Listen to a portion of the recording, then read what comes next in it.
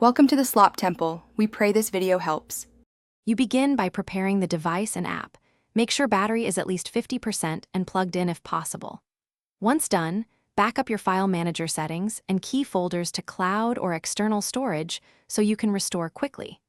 Next, enable the necessary permissions, developer updates, or install from unknown sources, because the installer must write to system areas. This prevents interruptions and explains why we avoid corrupting the app during the update. You now perform the core update steps. Download the official update package from the App Store or a trusted source, verifying the version number and checksum if available. Once downloaded, fully close the file manager and stop background processes so files aren't locked. This reduces failure risk. Then install the update, watching permission dialogues closely and granting only what's necessary. If the installer offers migration options, accept them to preserve settings. These actions ensure the new build replaces the old cleanly.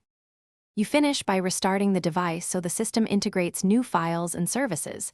This often resolves lingering permission or mount issues. After reboot, test core functions, browsing, copy and move, search, and external storage access to confirm success. If something goes wrong, clear the app cache first, then reinstall from your backup or roll back to the previous APK. This restores a working state while you diagnose. Remember, rolling back lets you compare behaviors and isolate the update problem. Thanks for watching. Consider subscribing if we helped you.